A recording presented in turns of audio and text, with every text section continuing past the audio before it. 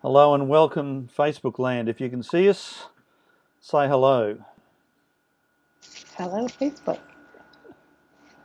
My name's Craig Mitchell and I'm from Port Phillip East Presbytery. Hello and welcome from Facebook land. If you can see us, Melbourne, say hello. And I'm delighted to be joined by Dr. Mary Hess, who I'll introduce in a second. My name's Craig Mitchell and online conversation. I'm from Port Phillip East Presbytery. Hello and welcome from Facebook land. If you can see us, Melbourne, say hello. And I'm delighted to be joined by Dr. Mary Hess, who I'll introduce in a second. My name's Craig Mitchell and online conversation. I'm from Port Phillip East Presbytery. Hello and welcome from Facebook land. If you can see us, Melbourne, say hello. And I'm delighted to be joined by Dr. Mary Hess, who I'll introduce in a second. My name's Craig Mitchell and delighted to have you from Port Phillip East Presbytery. Hello and welcome from Facebook land. Over here from Melbourne, say hello. And I'm delighted to be joined by Dr. Mary Hess, who I'll introduce in a second. My name's Craig Mitchell and delighted to have you from Port Phillip East Presbytery. Hello and welcome from Facebook land. Over here from Melbourne, say hello. And I'm delighted to be joined by Dr. Mary Hess, who I'll introduce in a second. My name's Craig Mitchell and delighted to have you from Port Phillip. That thing. Okay, is that better, folks? I'm hoping that's better. That was coming in. Yep. Okay. We think the sound is better now, and it's going to be better. Thanks. Thank the Lord for subtitles. Thank you, Phil Smith. If it's sounding better, just send us a message. Much better. Thank you. Okay. So, Mary is the Professor of Educational Leadership at Luther Seminary, and that's a great place to visit. And as well as teaching broadly in Christian education, formation and leadership, she has a strong interest in media and communication, and in fact that was part of her doctoral dissertation, as I found out. And so she's interested in that both in terms of faith formation and theological education, and she's written extensively in both of those areas. She's been part of the International Society on Media, Religion and Culture, which is how we met. And she's been part of the study commission that was part of that too. So Mary comes from the Catholic tradition and she teaches Lutherans. So there's hope for the world ecumenically, folks. That's a good thing. So Mary, delighted to have you with us today. Oh, I'm delighted to have been invited. Thank you. Great. And and we managed to get the time frames working, which was part of my hope as well. So folks, this is an interactive session. We've got some things we're going to talk about. As I said, my colleague Duncan McLeod is running the chat session, so he's going to send through some questions from you on the way through, and we hope to make this interactive as we go. So let's dive in. So Mary, before we get into the nitty-gritty, we're talking about digital storytelling in the broader context of faith formation and education. Can you just start by saying in a few sentences, what's digital storytelling? What's digital storytelling, right? Well, so first and foremost, digital storytelling is about storytelling. So it's about learning your own story and learning how to share that story and learning how to listen to other people share their stories. So we work with groups developing their own stories, and then we put that with music and other images and turn it into a digital file that can then be shared widely. So it's first and foremost a story, and then it's a story that gets shared courtesy of digital tech. Okay. So the story's the primary thing in one sense. Right. Okay. And you know that about faith formation, right? I mean, stories are how we know who we are. They are how we talk to other people about who we are. They're how we understand who God is. And so stories are at the heart of faith formation. So faith formation and digital storytelling is about using the digital storytelling practices to enhance and shape our faith. And of course, there's a scriptural narrative too. So that sense of God's story. Oh, precisely. Like that's the heart of it, right? Yeah. Well, so because we've talked about this, you know where we're going. Let's start with your story as part of not just both getting to know you, but also talking about the power and scope of stories, because you're in Minneapolis, and that's right.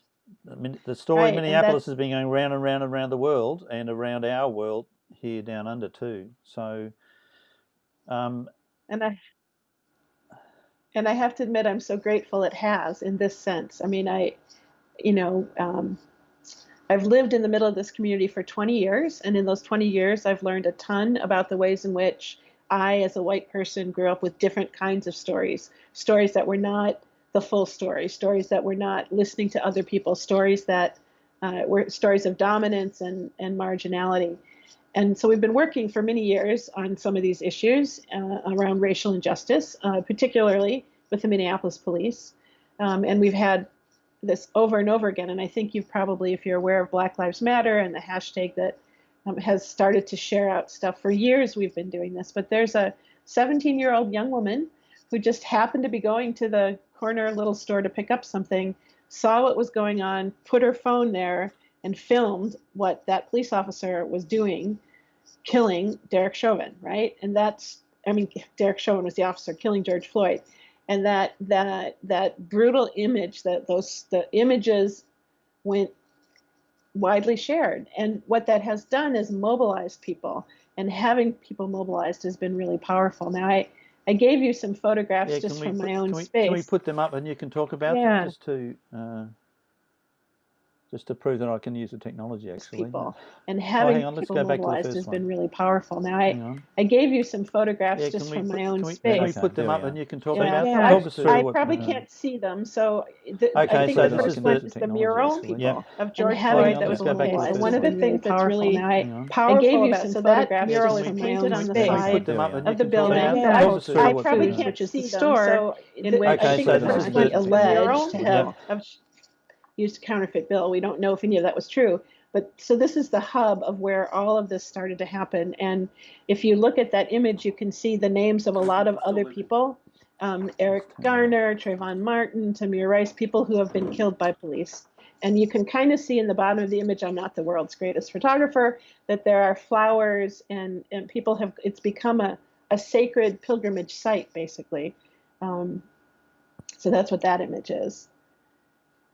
I don't know if you want to go to the. We're just sorting out sound problems again. I'm hoping it's better because I've just turned my phone off again, which seems to be the problem. Thank you, folks. So thanks, Mary. And so there's a photo of this is a gas station, petrol station. Right. So this is on the corner of my block. So George Floyd was murdered on Memorial Day in the United States, which is this year was May 25th. And on the evening of May 28th to 29th, so this was a couple of days later, as the rage kind of radiated outward, a number of gas stations were targeted. And this is the one on our corner that was burned down. So that's an image. My husband took it on his morning bike ride. He was going out to see what was happening. Okay. I think I have some other. Yeah. So police on the street, all in their gear, and a building burning behind it.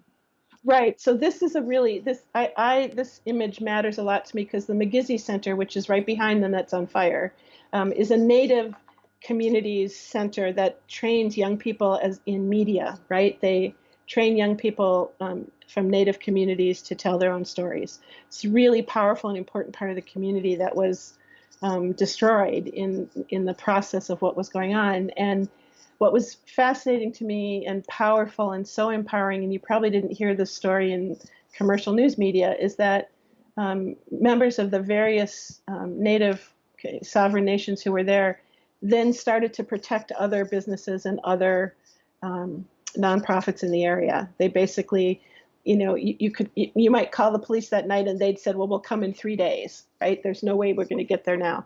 So people had to stand up for each other, had to support each other, had to look out for each other. And that, I think that's a lesson that we've learned in lots of situations, of not just this kind of situation, but also earthquakes and other kinds of things that even if you have wonderful community responders, officially, it's the community itself, it's the neighborhood itself, it's the people who are right there that end up looking out for each other. And that those stories of caring for each other are really powerful and important, and often don't get very widely shared because they're not about anger and disruption, they're about care. So they don't have the same sort of, They don't make money for advertisers. Yeah. So there's a yes. There's a sensationalizing is the wrong word, but there's a promotion of the negative or the Well, the right, shock factor. we know that in the U.S. media system in particular, our media system is very much profit driven and commercially structured, and the idea is to get eyes and to keep eyes on the screen. And to do that, it's much easier to do that if you're evoking fear or outrage or anger. And so those are the stories that tend to get put there. It's the old, if it bleeds, it leads. Yeah. So let's scroll through the other pictures because Sure. there's a progression here. So now we've Yeah, got so the Major General John Jensen from right. the So the National governor Guard. called in the National Guard.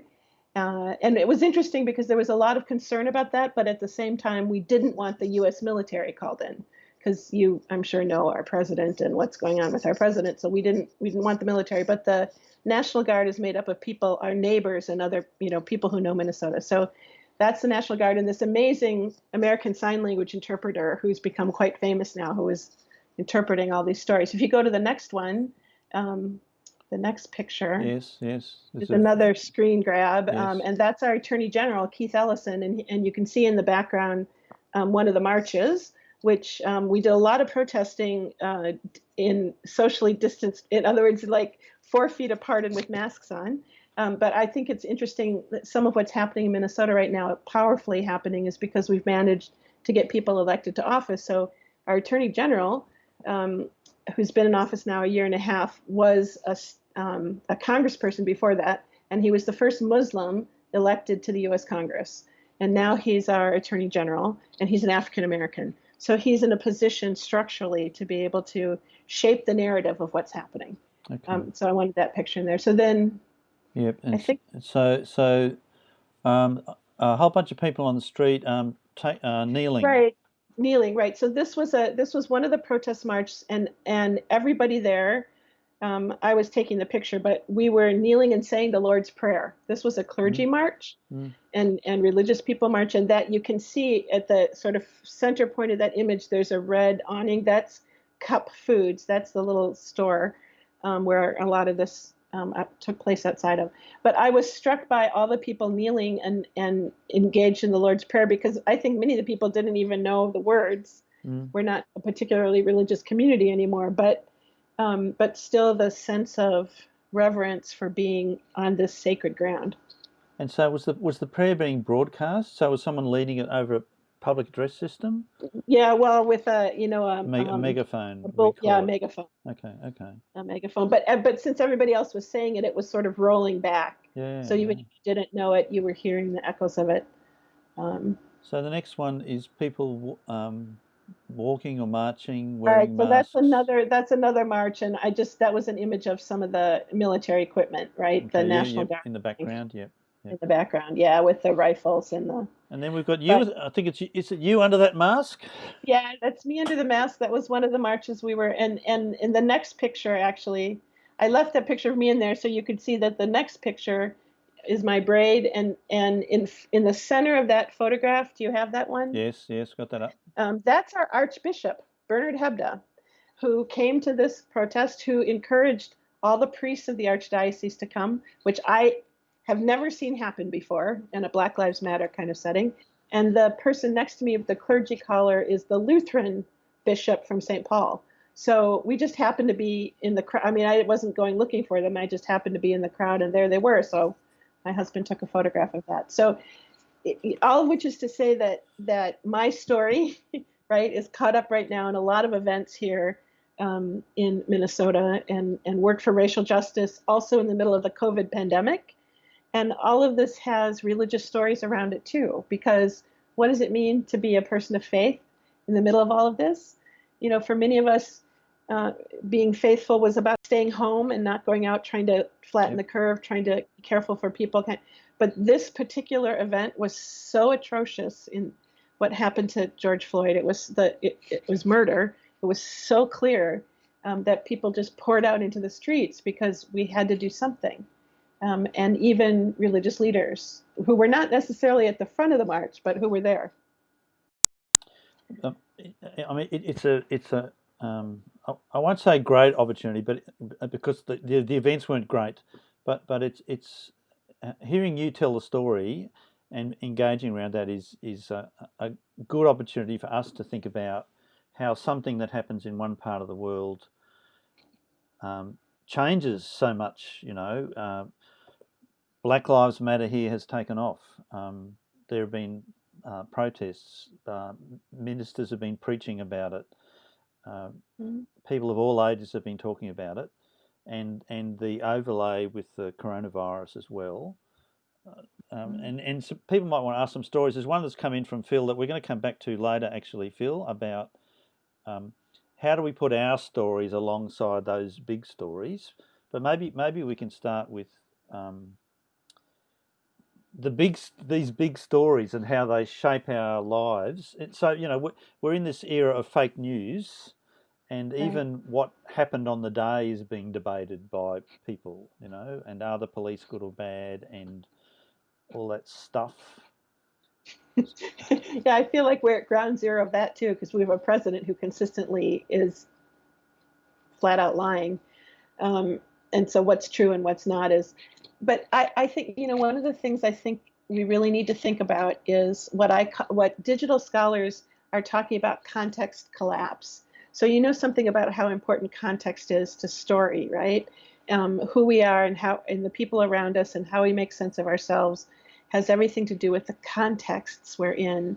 And one of the things that Black Lives Matter has done is tried to help us, especially people that look like me, white folk, pay more attention to the depth and complexity of the stories.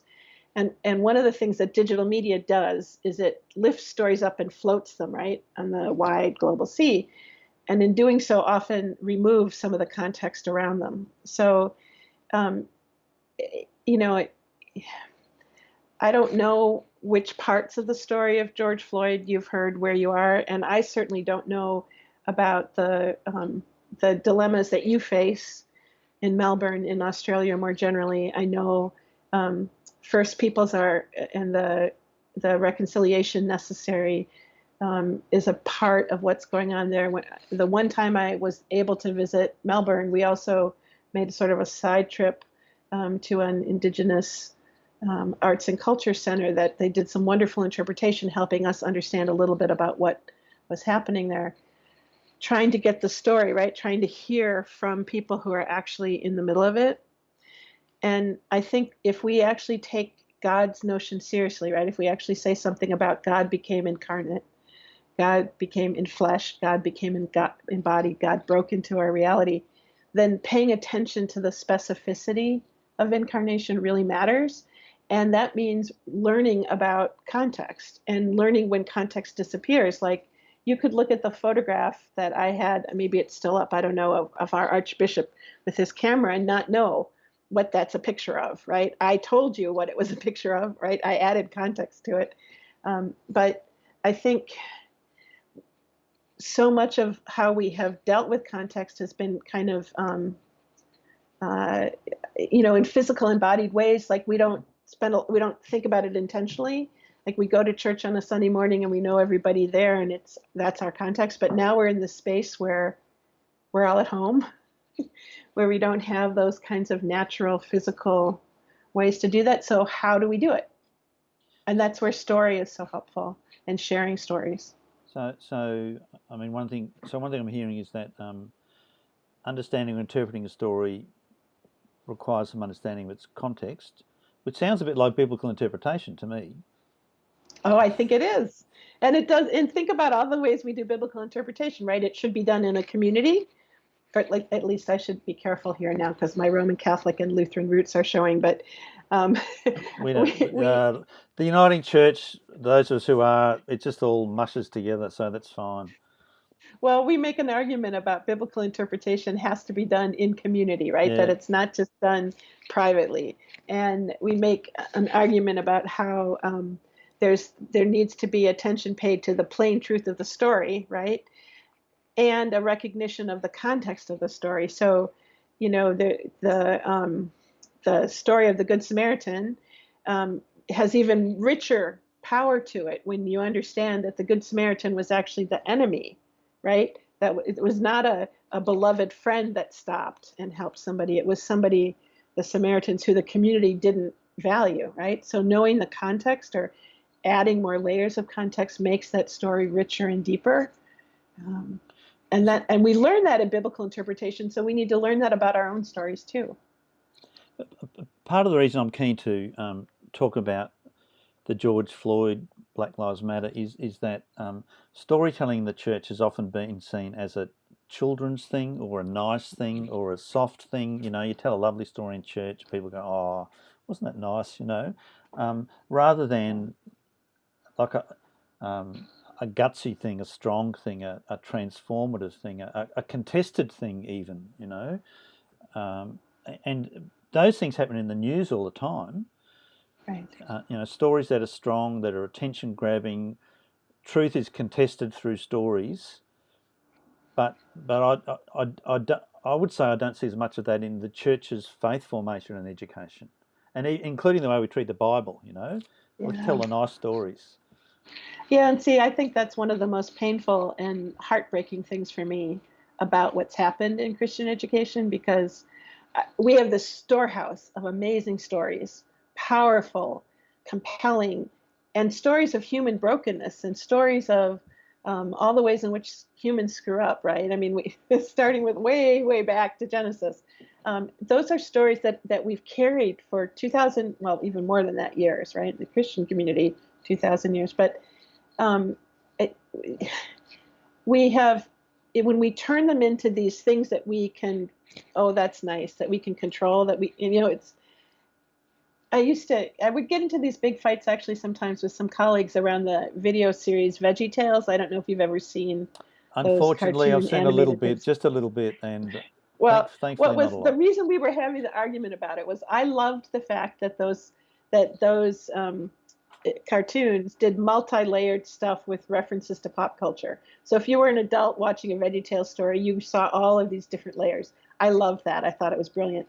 My biblical colleagues, though, made the very good point that those stories always ended up with like the moral of the story. Mm-hmm, so it collapsed it into this one thing you were supposed to get from it. And when we teach Bible stories that way, as if there's just one, like a 20-minute sitcom, it ends and here's the end of the story. That's not what God did. God broke into history, right? I mean, this is the already not yet. We have this eschatological vision. We have this way of it's not yet here and it's here, which is not the sort of here's the moral of the story. And so when we let go of when we don't pay attention to the richness of those stories, we are impoverishing ourselves. And of course, people are going other places. Like, of course, the church is losing young people because there's so many talented storytellers in so many other places. Why go to church when you could, watch a compelling 10-episode Dark or whatever? Right. I mean, I think there's an argument to be made for why to go to church still, right? I mean, obviously, I'm a religious educator, but yeah. So I mean, I have a personal dislike for faith education for children, where you tell them what the story means. But I good. You should have a dislike. But I do. It's my job to do just like that. But I hear what you're saying, and I've certainly seen that myself in the church for adults, where we've had Bible studies where, in fact, Charles Foster says in one of his books that Christian educators did a disservice to the church when they produced study books where they were secretly telling you, even through questions, what they thought the text meant.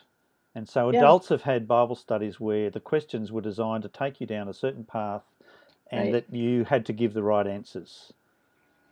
Which, if we had listened even to parables in the Bible, we would know was not what Jesus was doing, right? I mean, you could call that pedagogical malpractice, actually, that we did that in faith formation with adults. I mean, yeah. And so Denise is saying here that and I'd thought of it before. So, godly play, for example, invites you to wonder about the story, rather than which is a wonderful practice if you know godly play. And godly play works with adults too. I think some people think of godly play as a practice for children. We have an Episcopal parish here in town. Their whole adult faith formation is organized around godly play. But there are other things too. I mean, this is where digital storytelling matters to me, because one of the things in digital storytelling, I remember I said you start with telling stories in story circles, right? So there are these practices. They're almost like games for getting people to begin to tell their own story and to have other people listen carefully, and that hones your story, right? And the thing about doing that is you end up hearing yourself tell your story more than once, which means you start to hear other things in it. And then when you put it into a space where you're going to add layers of music or other images to it, we're always about helping you open up the meaning rather than shut it down. Yeah. So we're not interested in sort of didactic bullet points. It's like, how do you open up the meaning? How do you make a story that's so specific, like a poem, that it has resonance, right?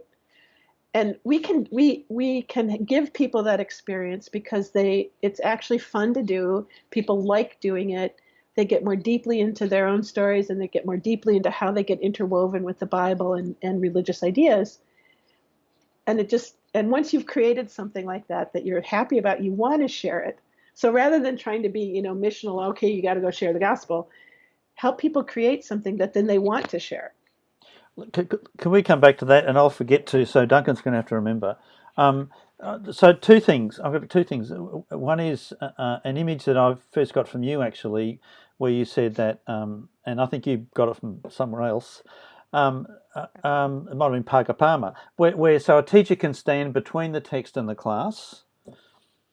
Yeah. So I know the story. I'm going to interpret the story, and I'm going to drip feed you what it really means, or we can gather around the story. Would you like to explain the image, because it's your image? Yeah, right. So there's I should have put that image in my slides, and then you could have brought it up. I mean, this does actually come from Parker Palmer, although Bernard Lonergan, who's a Catholic theologian, knows a lot about epistemology, also does this kind of work. It's the difference between do we think about the thing that we're teaching, right? So, is it an object? Is the Bible an object about which an expert learns something and then passes it on to amateurs who kind of sit there like this? Or is the Bible, for instance, the subject, and not just the topic about which we're teaching, but it has agency? So we gather around it. So the very act of engaging it changes us, and we change how we see it. So what it is emerges. So, I mean, one of the things that I've learned from my Bible colleagues, their own self-criticism, is that for a long time they taught the Bible the way they'd been trained in their graduate programs, producing pastors who went into churches who tried to teach the Bible the way they had been taught in seminary. And since they were not experts, they felt like they weren't doing it well. So they didn't actually like teaching the Bible, and they stopped doing it, right? And then then to the extent that they did do it, people in their churches felt like, well, I now have to have an expert with me to even engage this. Rather than, how do we all gather around it? How do these multiple different diverse ways of hearing a story help us have a more robust understanding of it, right? So, I mean, I think one of the things that fascinates me about children's sermons is that often preachers will tell a story in a more accessible way. And for adults in the congregation, having heard the story that way, then when they get the sermon, it helps them go more deeply into it, right? Because now they've got both the sort of child version, and then they've got this. But I think we need to be more ambitious, or we need to be more respectful of adults as learners and of adults' hunger for engaging these stories in some depth. So there's a couple of things there. I'm still got the image of gathering around the text. One is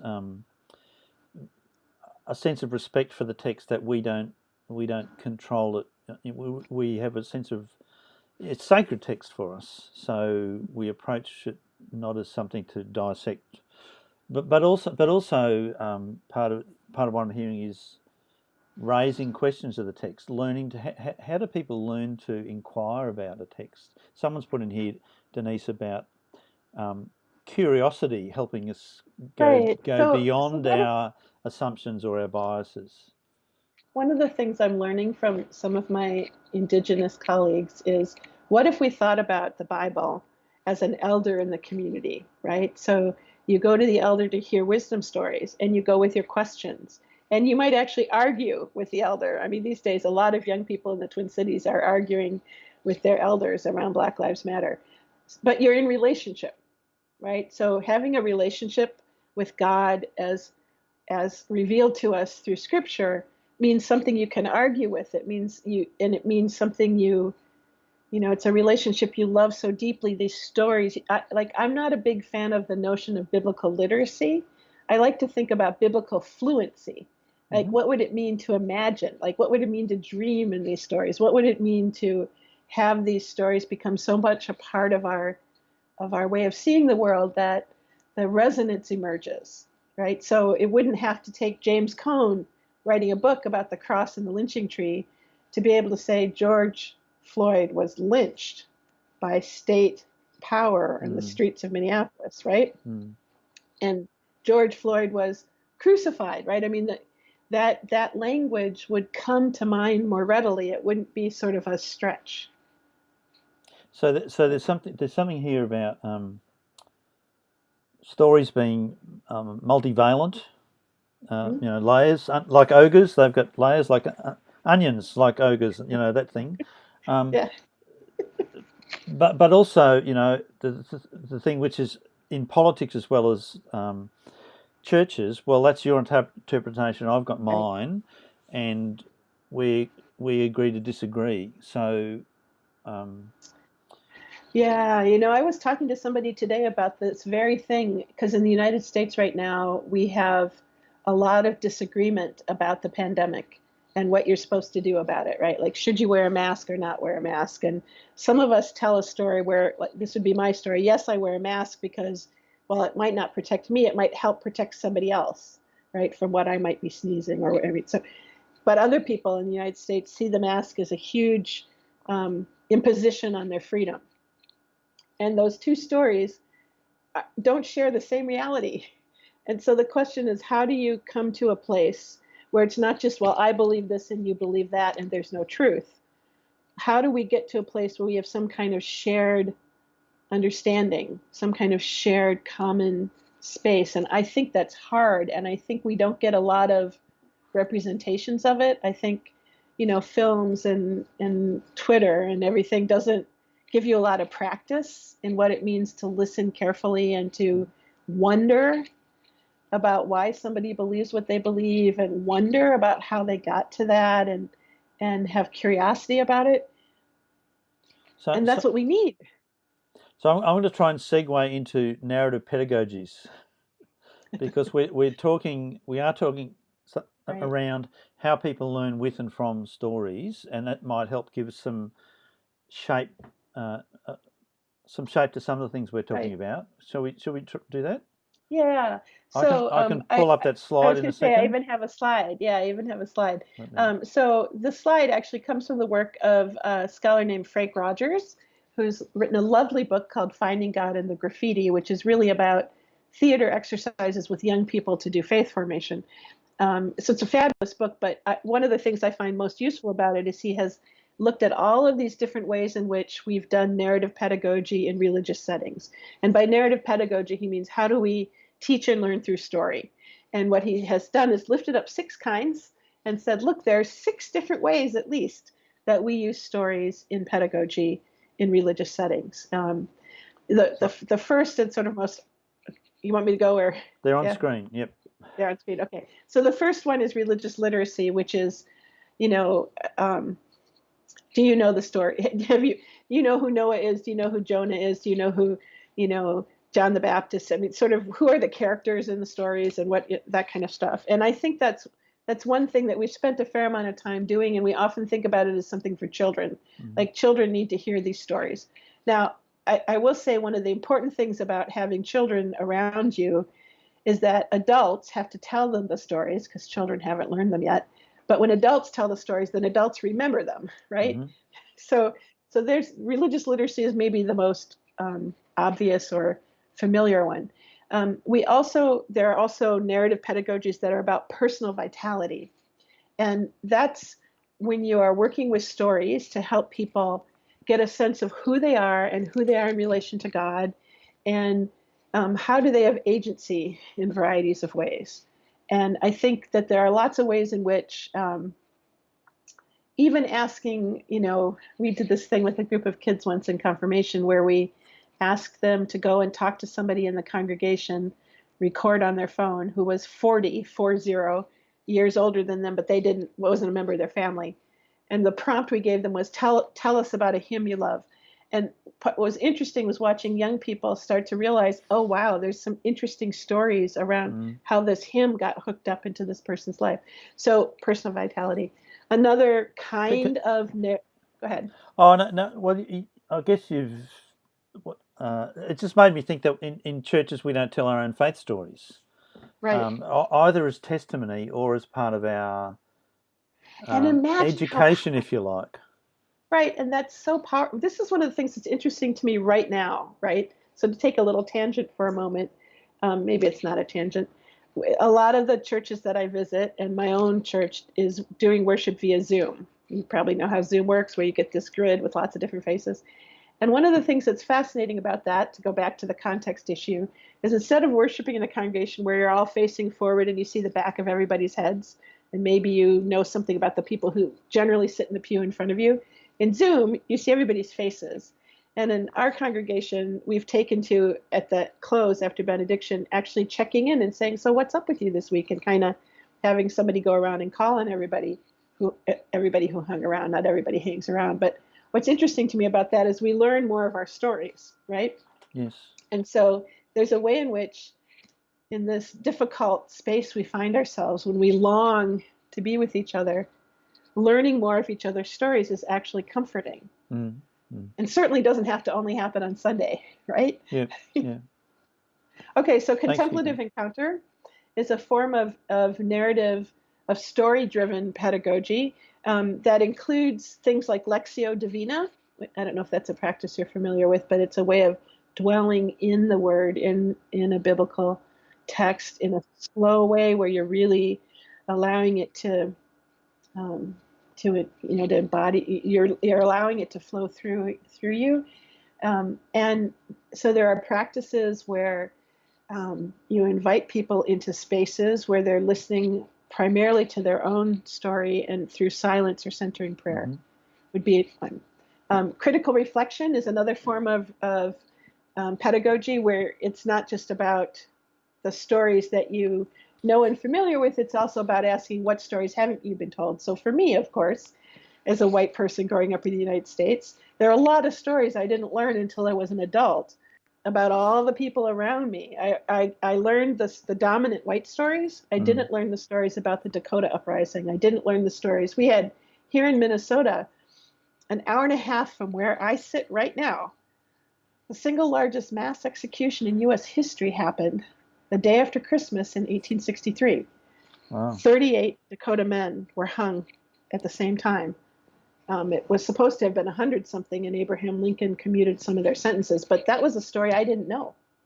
I have been around all these sacred Dakota sites and had no idea. It was just, wow, that's Fort Snelling State Park. So critical reflection asks us, who's not in the story? How might we hear their stories? How do these stories we haven't heard help us? And I think this is the thing with biblical stories, is that sometimes, because we've let go of the complexity, we've learned something about video gaming and practices where kids long for more esoteric and complex stories. That's part of what happens in these multiplayer games. And we've let go of that, instead of inviting people into the complexity of the stories in the Bible, into all the complicated characters and history, and then the stories we haven't heard, right? I mean, I was doing my graduate study. Elizabeth Shusarfia-Renza's books had just come out, and she was making the argument that women were in Scripture, and we could see them in the silences sometimes. We could see them in the places in which we knew they should have been and they weren't talked about. So that's critical. That's a critical reflection from our story. So can I just ask there? Hang on. Now I'm on screen and you're not. What have I done? We're both on screen. So you reminded me of Thomas Groome and having a dialectic between the Christian story and human experience, and that we allow the tradition to critique us, but we can also read the scripture and the tradition critically. But I would say most of our churches are afraid to do that. You know, it's the reverence for the text coming back to us in a sense. We don't want to question we don't want to question what we've been told it means. Well, or we don't, and somehow, and this is again, I think maybe pedagogical malpractice on the part of us as religious educators, because if you think about even just the stories that we know and regularly tell in the Bible, I mean, I think about the story of Jesus as a young person left behind, or not left behind, his parents left. He was still in the temple. 3 days later, like, where is he? He's in the temple telling these stories. There's all sorts of ways in which Jesus was constantly confronting and problematizing and opening up the stories he'd been given. He didn't say they weren't important. He didn't say they weren't revelatory of God. He just was bringing a different kind of space to them. And I think, I know in the United States, sorry, my politics are coming out here, but, you know, our president stood, I don't know, 2 weeks ago now, in front of an Episcopal church across from the White House after having the military cleared out everybody and held up a Bible, right? Like it was somehow sanctioning his action. And I don't think anybody who really reads the Bible deeply can sanction much of what this president is doing. So, we have to help our folk get deep into the Word. We have to help them learn what it is to win the stories you care about. When God is calling you in love and justice and mercy into the world, and the world is telling you to stop or to shut up or to not pay attention, what do we do, right? Like how what has the tradition taught us about how we go forward anyway? What has the tradition taught us about the love that overflows to such an extent that we get drawn out into, right? So that church, a lot of what's being said around here, our president is telling all the churches they have to open up, right? This is terrible that churches are closed in the middle. And we are saying from the churches, you know what? The church is not the building. The church is God's mission in the world. We haven't closed. We're still doing all sorts of things. We're still witnessing and testifying and living and breathing and praying and all of these things. Yeah, sorry. Maybe that was a little bit of a rant. No, that's fine. That's fine. I actually want to come back to George Floyd later to pick up on some of that rant. Well, the rant. Keep going down your list. I'll just disappear from Right. So I think the last one we have on there is empowering social transformation. Creative vitality. Oh, creative vitality. Oh, yeah. No, that's a really good one, because for me, at least with digital storytelling, I have another slide somewhere that has my little circle of create, share, believe. And one of the things about the way I think about this is that if we think about God as creator, who shared God's self out into the world through Jesus the Christ, and who continues to support our belief through the Holy Spirit, right? So we've got creation, we've got sharing, we've got belief. You think about that as a circle. We have attended in religious education to enter that circle through the door of belief. Can we get the doctrine right? Can we teach you the right things? Can we get the beliefs right? And what we've missed in the process is that actually, if you enter through the portal of creation, like if you help people create their own digital stories, it inevitably leads them to deeper questions about their belief. And if once they've created something they want to share, they want to share it. So creative vitality, I think human beings, I think God, we are made in the image of God, and God is creative, right? God created, God continues to create. So stories are a fundamental way in which we create. Now, the question is, are we creating in ways that are truthful and authentic, or are we creating false, fake, etc.? And I think this is where doing it in community, doing it in the 1,000 years of the tradition of the communion of saints and what we've learned in the Bible, that gives us some fences, some safeguards, some ways to, some, I don't know, a container, some coaching, some mentoring, whatever word you want, an elder that helps us grow into these stories.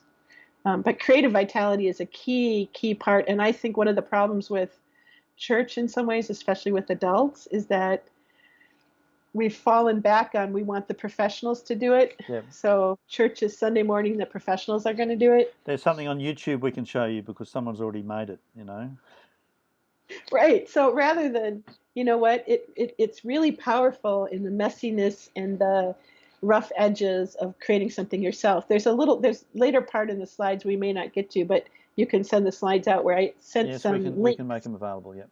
I had some links to projects that people have done, about everyday faith using some of these digital tools to share things out. And what fascinates me about it is how energized people are by it. And I think there's a certain kind of authority that comes from the messy authenticity of a friend you respect sharing something. Or in the case of George Floyd, the 17-year-old's video that went up right immediately onto the net. We can teach people some skills actually about how you should film police or how you should think about those things, because there are some good skills to learn and some rights that you have. But that story, that little clip, has had a worldwide impact. Anyway. Yeah, we'll come back so to the that. last one. Look, it's close. This stuff's close to home for you, so yeah. Well, and the sixth form of religious narrative pedagogy is empowering social transformation. So I almost don't feel like I need to talk about that anymore, because that's essentially what we do when we think about how does my story and the divine story, how does a human and divine story interact, right? The big story of God and the tradition and the little stories of individual humans. And I think these days that these shorter stories are so powerful. I mean, when I teach, even when I'm teaching in person, which I don't know when that's going to happen again, but I use a lot of short videos, and the short videos have been produced around biblical texts or telling the story in a different way, or taking a popular song, a Bruce Springsteen song that's not ostensibly about religion at all, and seeing it through the lens of faith. Those stories shared, are powerfully transformative. And that is also learning. I mean, I think as people right now, the hashtag Black Lives Matter was just a little piece of code that got put out into Twitter, right? And it got attached to stories. So people would upload stories and put that hashtag. Well, imagine now, this many years later, it's this global movement. And I think it's because the stories resonate and are authentic in a way in which some of the commercial mediated stuff just can't be. Yeah. Before we leave that list, it seems, for me the list is helpful because I can imagine in any church group setting, whether it's worship or an adult fellowship or Bible study group or something else, saying, okay, I've got 6 different ways here that I can engage people in narrative. And some of them I might be used to using and some I'm not, but it actually broadens the ways in which people can explore. It opens up your imagination, right? Yeah, which is really a key here. So I'm going to close that slide window because I'd like to be back on screen again. So I want to talk a bit about the relationship between stories and community, and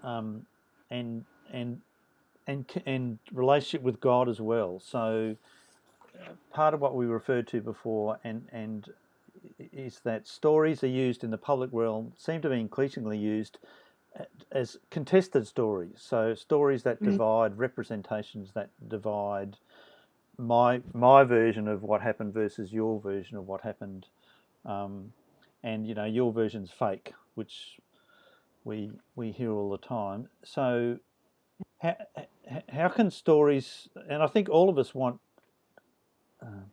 we want stories that bring us together, but I don't want a Disney version every time, Right. Right. Because there's an unreality about that. Because I know it's going to happen. Yeah. See, and this is where again I think religious communities of all different kinds have some really powerful resources. I mean, I've been thinking a lot lately about the last couple of months. Actually, I gave a lecture back in October before any of this started, and it was all about trauma and lament, because I think that one of the rich resources we have in religious community is telling the stories of our grief. Like, we know love is at the heart of everything the gospel says, but when you love, you face loss because it's just inevitable. I mean, we're baptized into death that we might have eternal life, okay? And we love and we die, and so we love and we love. Right? So how do we tell that story? What are the resources we bring to it? And one of the things religious communities have, right, are practices. Everything from, the Stations of the Cross, which these days are being used as there's a beautiful one, the Way of Asylum, which is about immigrants trying to seek asylum in the United States, and there's a sort of Way of the Cross done that way. Or there's oftentimes at Easter, there's a Way of the Cross that happens in cities where there's been gun violence. Or, I think lament, I think shared, this is where like one of the worst things to do is to be alone in our grief, right? Anybody who's ever done any kind of church stuff probably knows that one of the most important things you can do if somebody's hurting is just be with them. You can't fix it. My brother-in-law right now is actively dying from a stage 4 brain cancer. And part of what's very hard is I can't be there with him. Yeah. And the wanting to be with people and just being. So there's a way in which when we're trying to sort through what's fake and what's real, some of that I think a community has to help with. And part of what's so problematic right now is that we have these sort of enclosed communities. So like the example I used earlier about the stories around masks, never those communities meet. They're just like these self-enclosed little realities. And we've got to figure out how to open that up a little bit. And one of the things that fascinates me, to make another slight detour into neurological research, is that, our brains have this neurologists talk about brains as having sort of primitive and then more evolved parts. And there's a primitive part of our brain that when somebody disagrees with us, it sends us into this sort of fight, flight, or freeze mode, which makes it we're like this, right? But there's another part of our brain that's called the more evolved part that can overcome that. And that part of the brain is activated by wonder, by curiosity. So if we can figure out how to enter into wonder, how to be more curious about, there's a lovely book that came out 2 years ago, I think, in the US called Don't Label Me, by a woman named Irshad Manji. And part of what I find so powerful about that book is that she inhabits a lot of labels. So she's Pakistani, dark-skinned, queer, Muslim woman, right? Those are a lot of labels. But she is constantly in conversation with people for whom those labels are off-putting, right? Because part of what she says is, look, we need to figure out how is it that we can share a reality. Doesn't mean that I'm not going to hold you accountable. Like, the people who burned down the gas station in my neighborhood likely were not actually protesting George Floyd's death. They were likely the white supremacists that got pulled out in the middle of the chaos. There's a lot of evidence of that. The people who've been arrested for some of the arson are white supremacists. I'm going to hold them accountable. That's not a belief system that I think is appropriate or that I care about or believe is true. But I'm always also going to recognize that they are also human beings. And I think that there's a tendency right now in a lot of the stories that circulate to focus on, the disagreement and the argument rather than I love you as a human being and you should not be doing these things. I'm going to hold you accountable for dehumanizing other people, but I'm not going to dehumanize you in the process. Does that make sense? Yeah, it does. And I guess I'm thinking about the tribe. The difference between a tribalistic telling of stories that says we are not you, you are not us. Yeah. We are like those people. I live in the same street as you, but I'm actually like those people, not like you.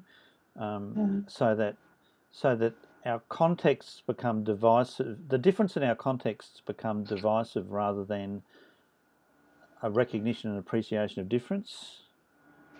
Yeah. And so I don't even want to hear your story because you're not, your story somehow actually it's an affront to mine, or it Yeah. challenges mine. Your view of that statue challenges mine. Yeah, we've had a lot of that lately here. Yeah, we get some of that too. So Annette's asked, can hearing other stories help create connections, or how does it do that? Right. Open. There's a really wonderful book that just came out by a woman named Valerie Kaur, Kaur, called "See No Stranger."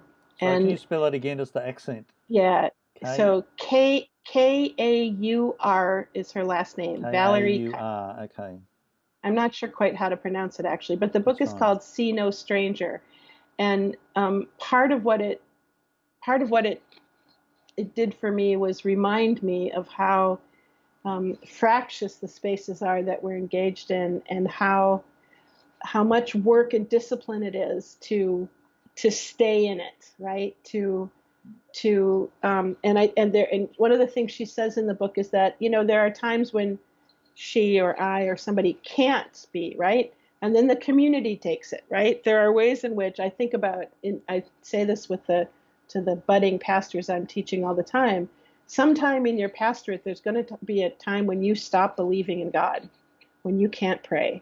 And that's when the community around you is going to hold you and pray. And you will go through that dark time, and I have faith you will come through it. But when you're in that moment, it won't feel like it, and that's where the community is there for. So there are moments in which I can't. There are some people I can't engage. I mean, I don't know what I would do if I was in the same room with our president, frankly, because I have a really hard time with everything he does. But there are other people who can, right? Like the 100-some major Republicans today who signed a note saying vote for Biden. But I mean, I think there are moments when if I can't, somebody else can, but we have to try. And I think this is where the Bible is so helpful, because there are all sorts of stories about how Jesus would hang out with people that other people in his community didn't want him being with, right? And he would talk to people. I think about the story of the woman at the well, where he's asking for water in the middle of the day from somebody who he shouldn't be talking to. She's like, I shouldn't be doing this. And he knows her deeply, thoroughly, this living water kind of thing. And that story is so powerful. If we would actually let ourselves be steeped in it.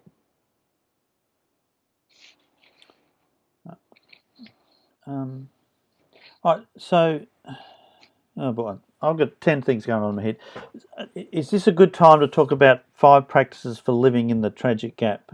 But sure. Does that connect with what we're? Yes, I think that connects really well. Living in a difficult. Let me put it up because I. Yeah. So this comes from the work of Parker Palmer, and Parker Palmer, who's a Quaker, has done a wonderful job of making what are key Christian insights accessible to people beyond Christianity. And so he has a book about healing the heart of democracy. That's where this comes from. And he talks about the tragic gap. And when he talks about the tragic gap, I hear in my head the already not yet, right? I hear that sort of eschatological vision that we have. Yeah. And part of what he says is, look, when you stand in the tragic gap, your heart will be broken. The question is, will it be broken open or broken into shards? And so he wants to help us learn practices that will help our hearts break open. So these are the 5 that he's lifted up as being important. And I think, that story is a very fundamental part of this. So these practices are for also engaging story. So the first is an understanding that we are all in this together. And there's a part of me right now, in the middle of a global pandemic of COVID-19, that wants to say, okay, we are all in this. Whether we're willing to see that we're in it together, that's a question, but we're all in it. So can we see that we're in it together? Can we recognize that as bedrock for all the ways we disagree with each other, for all the ways, et cetera? The second one is an appreciation for the value of otherness.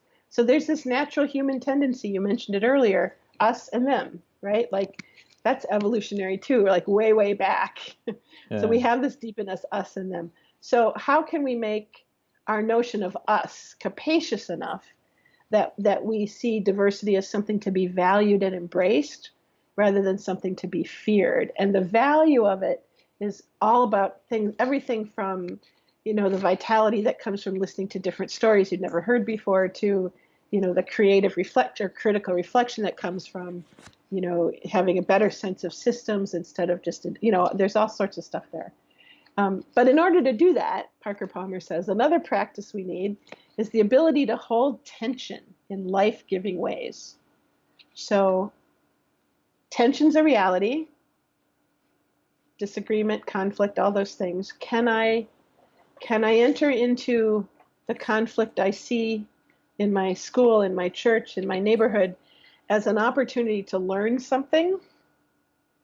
Can I live in the middle of the tension without having to resolve it? I mean, one of the things that's problematic about all the commercial media we live in is all the stories end neatly, right? So you have the tension through the narrative arc, and then it concludes, and it's done, and you've had the catharsis. But life doesn't tend to be like that. I mean, this is what's going on right now in the United States, I think, around COVID-19. It's like, okay, we did the stay at home, we did the lockdown, we flattened the curve, it should be over now, right? Yeah. And it's not over, it's getting worse. So how do you hold the tension of that? And that's a practice that Parker Palmer in his book offers us, contemplative prayer, centering prayer, other kinds of things around it. Mm-hmm. The fourth thing is a sense of personal voice and agency. If you don't feel like anybody's hearing you, if you don't feel like there's anything that you can do to make a difference, I think the uprising here in the Twin Cities and a lot of the really problematic violence that happened early on was because nobody felt heard. Like, this had been going on for so long. The Minneapolis Police Department had been such a problem for so long. People didn't, we can't do anything about it. So almost, so having a sense of voice and agency, and this is where storytelling is awesome, right? Because you can come to have your own voice, and if people hear it, which is the final piece, right? His fifth thing is a capacity to create community. Well, what do we mean by community, and what does community look like? I think some of what community looks like is the ability to build context together, to listen to each other's stories deeply, to encounter difference in ways that we are willing to embrace the discomfort of it. But that's, again, a practice. And so, anyway, 5 practices for... That's great, Mary. I'm going to leave that up, and I wonder if we might take some questions from the chat for a few minutes and then come back to a couple of other things. Again, I look at that and I think in groups that I'm a part of or groups that I run, to have that as a way of thinking about how we gather, way of thinking about who we listen to, ways of thinking about how we pray. There's this wonderful, lovely little book that was written maybe 20 years ago now by a woman named Anita Farber Robertson that's called Learning While Leading. It's a tiny little book, and it's about churches and synagogues and the conflicts that people get into. And she tells story after story in that book about what happens. I mean, Parker Palmer hadn't written his book yet, so she's talking about similar things, maybe not as neatly as he does, but the practices he talks about, she's also talking about in that book 20 years ago. And some of it is having the curiosity or wonder, right? Not just about why somebody else is making the meaning they're making, but why do I feel compelled to make this meaning? It's not necessarily wrong meaning that I'm making, but what is it that's compelling me to put all the energy into it? Okay. I'm just... Dev, one of our ministers, has said, I do not want to be heard but understood. Yeah, well, I guess that's, yes. And thinking about the differences between those words, listen, hear, understand, right? I mean, it's a little bit like data, information, knowledge, wisdom. Like, how do we work up that ladder? And yeah, of course. I mean, and of course, being understood is generally something that is multivalent, right? Like you need to know the context. You need to have some empathy. You need to know the situatedness. It's, Wiggins and McTighe's thing about 6 facets of understanding. How do we do that? How do we help each other do that? How do we do that if we've never experienced it ourselves? I mean, I think that's the other thing, is that we live in a world that now is so infused with trauma in so many different ways. One of my colleagues, Storm Swain, has this wonderful stuff she does about pastoral care and trauma. And, some of what she does is help people just breathe. Because when you have been through trauma, you don't want to be vulnerable again. And it's hard to let yourself calm, right? So even learning how to breathe slowly is a really crucial practice that can lead to real understanding. Yes. So Judy's got I'm not sure it's a comment or a question, Judy, but I think it connects with I don't know, you can comment. So Judy said, I wonder about how you hold the tension between being open to multiple meanings and delineating things the text cannot mean. So it kind of comes back to that earlier question of, well, I think it says that, you think it says that, let's just agree to disagree, or the illegitimate readings of it, yeah. Right. I think that there are different traditions within Christianity will have different answers to that question. But the answer I would offer, which comes from kind of a Lutheran and a Roman Catholic space, would be that, we have a couple of levels to it, right? So one level is just, what seems to be the plain truth of a text? Like, can you say, here are the facts, what happened, or here's but then there's the level of how do we do historical critical stuff around it?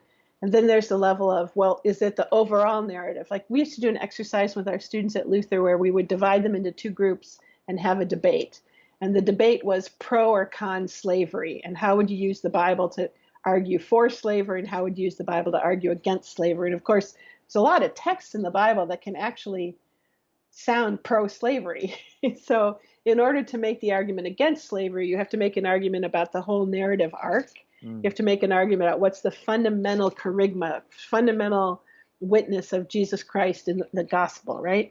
So that's another piece, is your interpretation that you're taking, does it cohere with the fundamental witness, to love the Lord your God with all your might and all your soul and all your heart, your neighbor as yourself. And if your interpretation of a text is making you hate somebody, there's probably something to be said that you're off, right? There's something not helpful about your interpretation. So how would the community listen carefully to how you arrived at that and offer different ways of looking at it?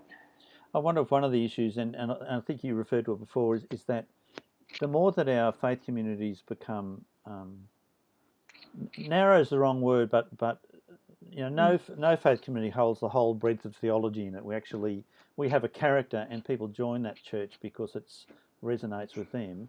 The more therefore our interpretations fall within a particular range, and it takes some courage and skill for a leader to say, I want to challenge that.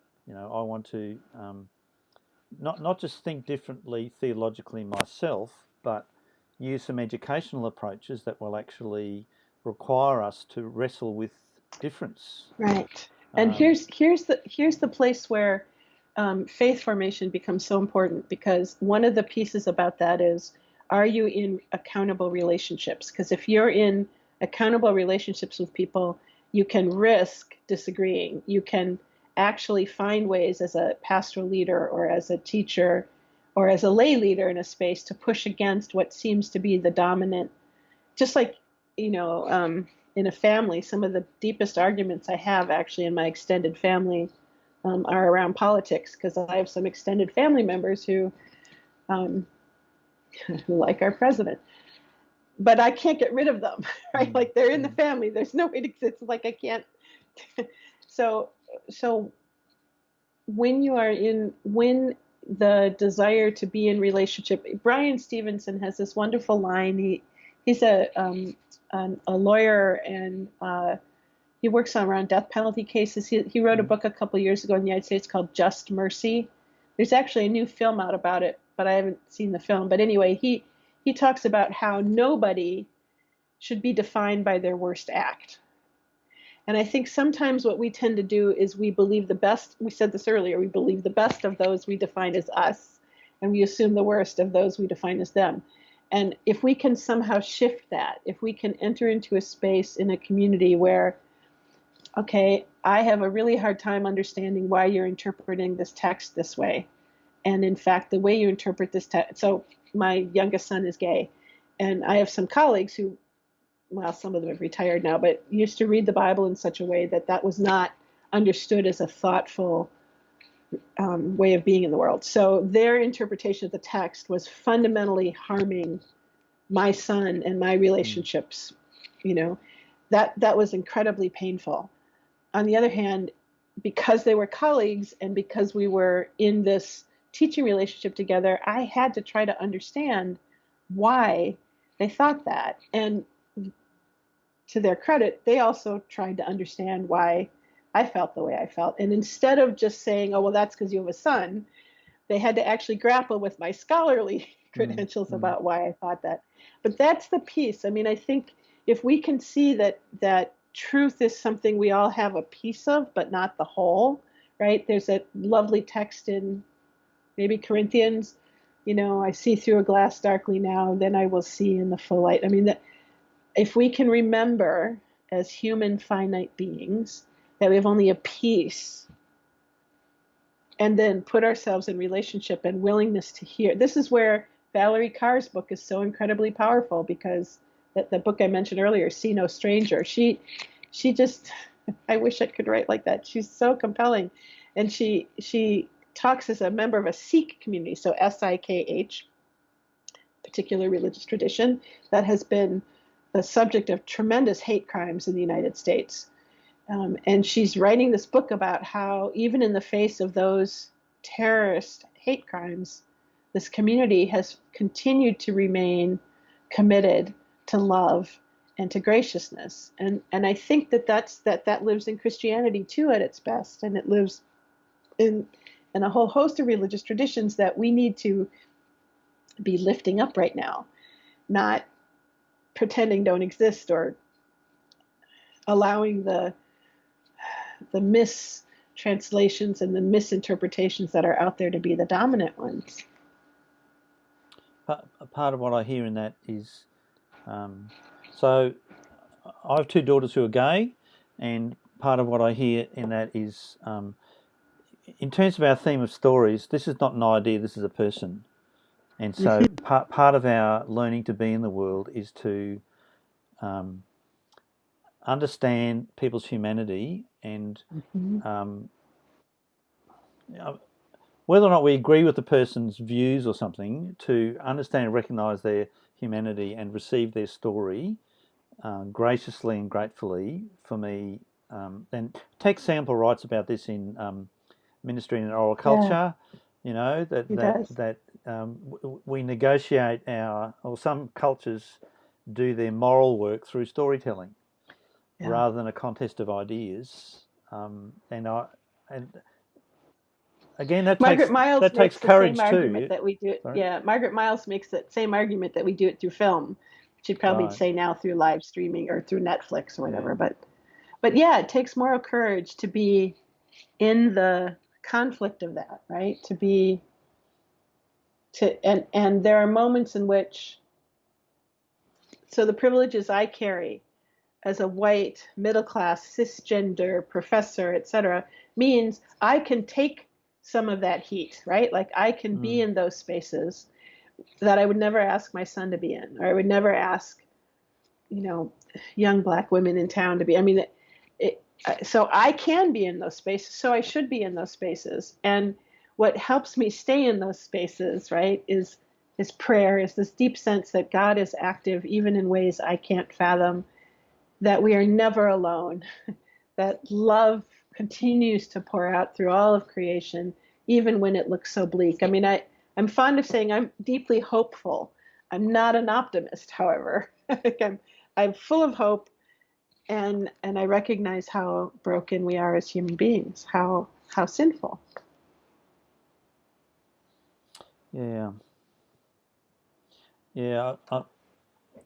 And I mean, you mentioned grief earlier. The flip side, in a sense, is stories that bring healing. Mm-hmm. So we have lament, but we also have stories that, and I mentioned Disney, but we have stories that genuinely bring reconciliation, stories of reconciliation, stories of forgiveness and mercy.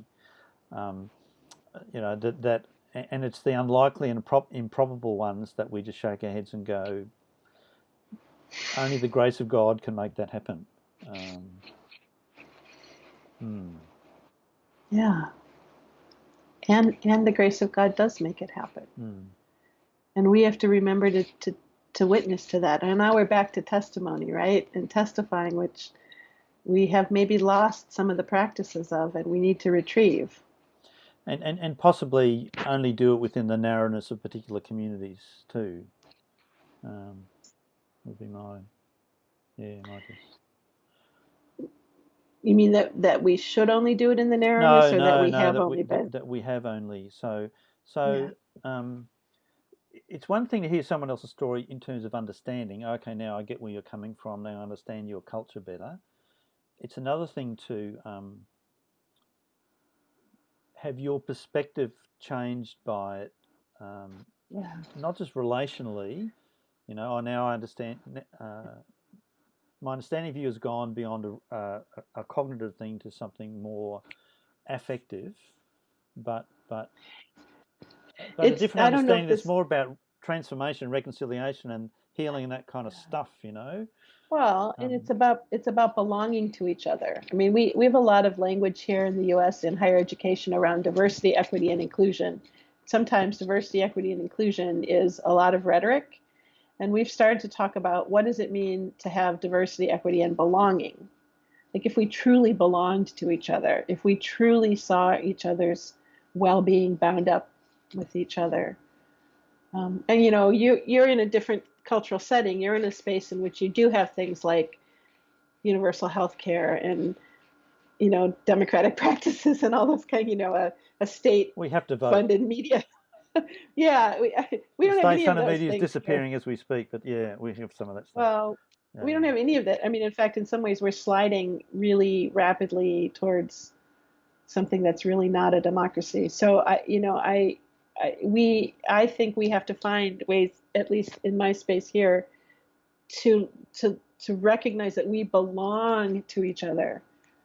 Not I'm caring for you, not I'm patronizing you, not I'm but we literally are. It's Martin Luther King Jr.'s thing about as long as there's a moment of injustice anywhere, it's any hurt anywhere means all of us are hurting. We have to somehow live into that, and that's about belonging. And I think I would never want. I don't want to be the kind of Christian that assumes that baptize everybody as Christian. But I do think that there's a way of thinking about the oneness that we share at some deep intuitive level that we can't cognitively make sense of, that religious traditions have tried to articulate in different ways. And I'm a Christian. I grew up in a Christian setting. I teach it. So for me, that comes out in Christian language, right? I talk about the ways in which that's Christ. That's the oneness that lives in that. But I think there are other religious traditions that also try to articulate, try to tell a story about this oneness. And that oneness is this utter belonging to each other that we haven't often been able to I don't know, express or live into. Well, and yes, yeah, and again, I think of Tom Groom talking about the Christian vision, so that stories, the story of our lives ought to be leading to something, and it's a unity with creation and God that's the trajectory of the narrative that is both promise and critique, if you like, of where we're at now. Mm-hmm. So our education and formation are purposeful in that sense.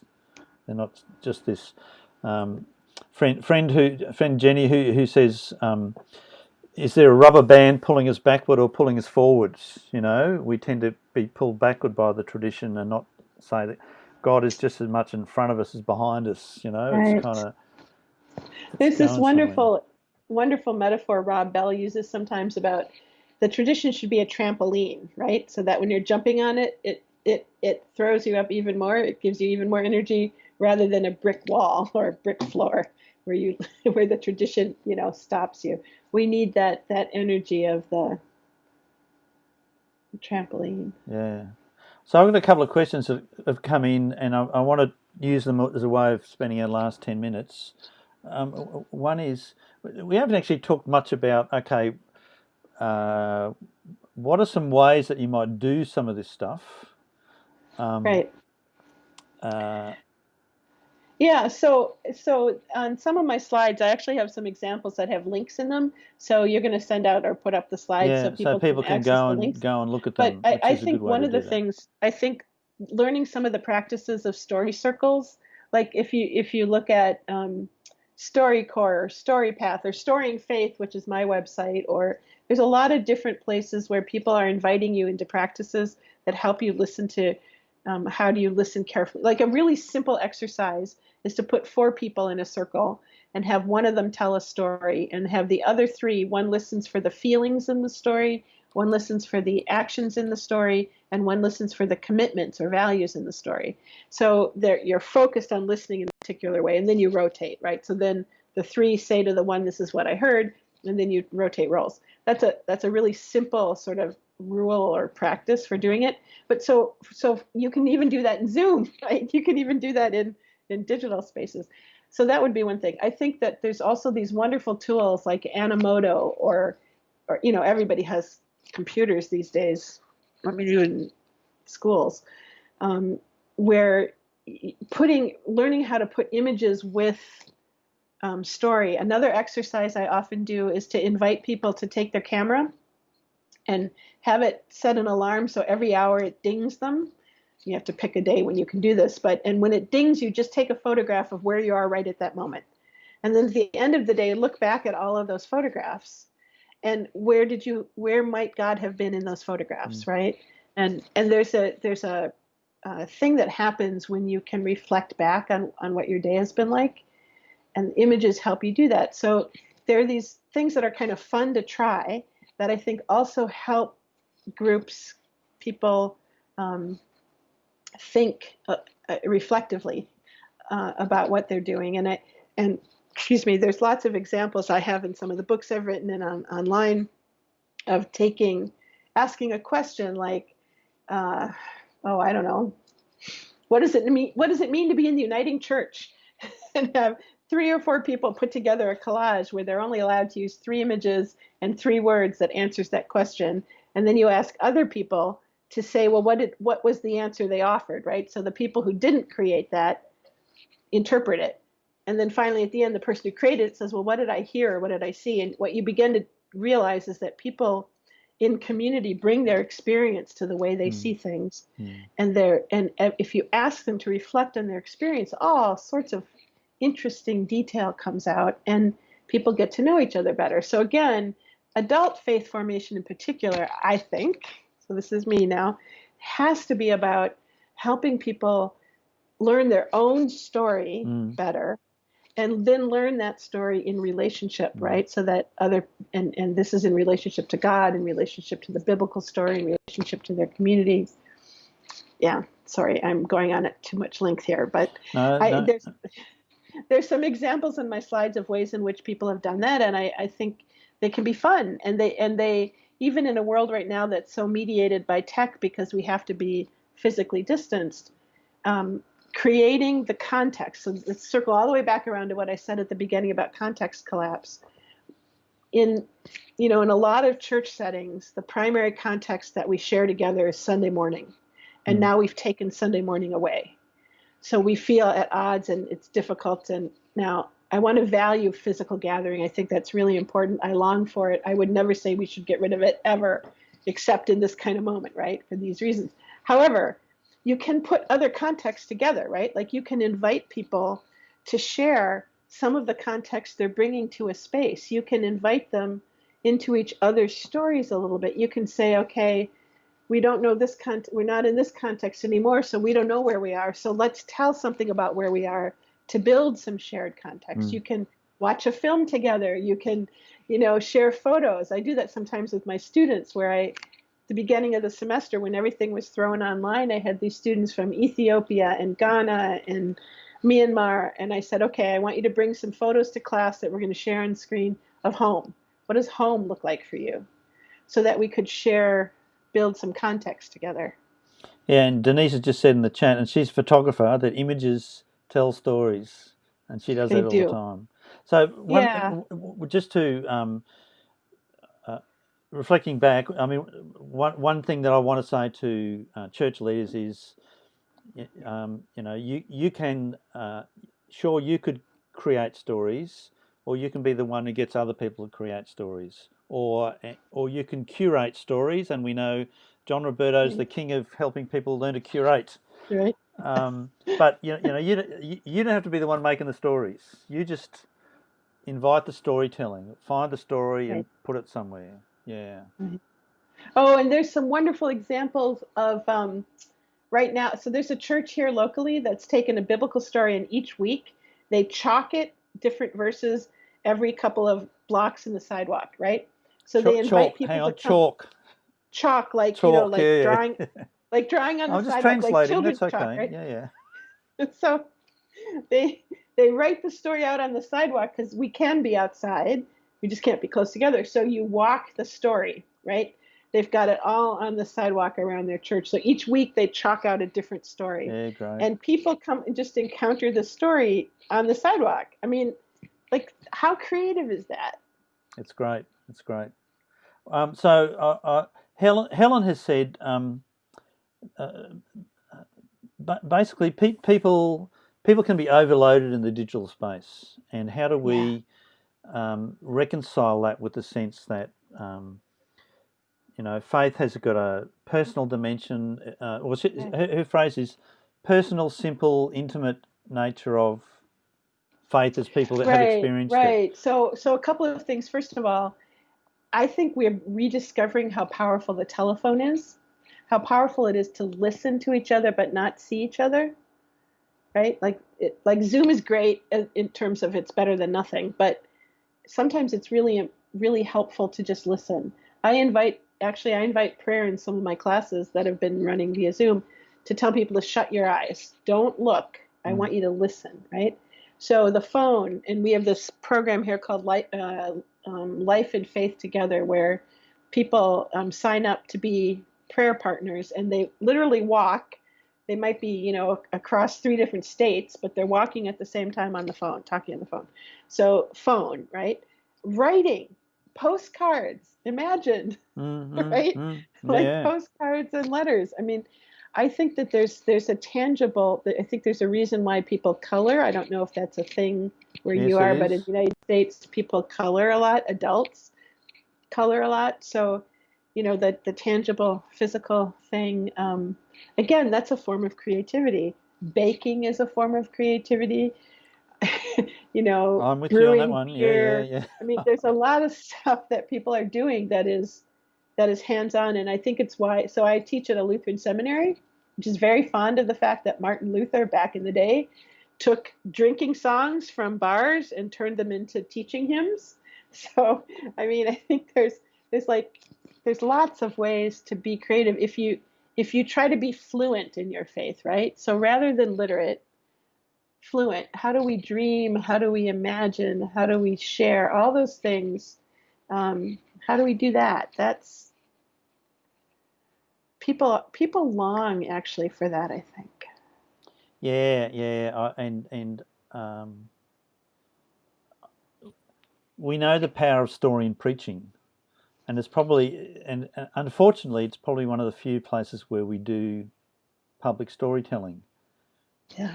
We don't often do it when, good teachers do it, but trained teachers do it, but local and I guess our what we would have called Sunday school teachers do it, but we haven't. I know we need to finish, but we haven't talked about cultivating the craft of storytelling, and we've got some people in the chat who have done a lot of that cultivation, and I just wonder if part of this is actually yes, it's not about the fact that my phone takes photos. It's about people having the confidence and the Well, and remember where I craft started with digital stories? Yeah. I said we started in story circles, right? Yes. So the craft of storytelling is really powerful. And in many ways, it's a lost craft for a lot of people. Wonderful that you have people who are good at and are doing it, because then they can introduce other people, right? I mean, this is one of the things that's interesting to me in the United States is that there's a kind of a rise of a movement called spoken word. So it's where people actually, well, now it's virtual, but they gather to hear somebody tell their poem or tell a story, right? Yep. And that is happening in a lot of churches in urban settings where kids want to be part of the spoken word piece. They could care less what goes on Sunday morning, but they get energized by being a spoken word poet in that setting. So I think again, there's a hunger for stories that we make. See, that's also agency, right? Like when you're crafting and telling your story, you have personal agency in that, and I think we're hungry for that. Not that we're also living in a golden age of streaming right now, and there's wonderful artistic stuff happening all over the place. So I'm not trying to say you shouldn't also watch Netflix or whatever, but that doesn't have to be all you do. No, it's been too much of what I've done in the last few months, actually. But that's look. I think it's a really good place to finish to say that the authenticity of our stories and our ability to tell them. And I was thinking earlier, there's almost a resistance in that too. The resistance against the empire of my small story kind of thing, and the encouragement of our Indigenous people to tell and value their stories, and for us to learn them and know them, and to know the places from which they come. The media's stories that just beat us down at times and question our reality, and to be able to, both from the scriptures and ourselves, say, there is another word to be spoken. It's and it'll break the empire, and that's frightening, but it's God's good news coming in. Well, just like seed, right? We have all these stories about the mustard seed and other seeds. Seeds die; they break open to give what's life, right? So I think it's time for the empire to crack open. Mary, thank you so much for your time, your passion, your ability to speak about all kinds of stuff without a script is amazing. And look, we really appreciate it. And you'll be able to go and look at the comments on the page and read the stuff that you've missed. And you'll be able to watch the video, because you'll be able to see both of us and all the other stuff. Not that you need to do that. Yeah, I'm not sure I want to do that. No, don't. Watching yourself on video is always scary. But thank you. This is really, I really love connecting, and even if it's in this virtual way. So thank you. And sometime we'll get you down here to do some face-to-face stuff in 2020, whatever. But at that point, we probably won't be flying anymore, because climate change will have wreaked such havoc that we shouldn't be on planes. But yeah, please know that we feel very deeply for the pain and division that's taking place across the US. But you're where it started, and so and we read the stuff about what's Minneapolis going to do about its police. And I just want to say we're deeply grateful that the story spread, right? Because it's made it possible to put more pressure on the structures here to change.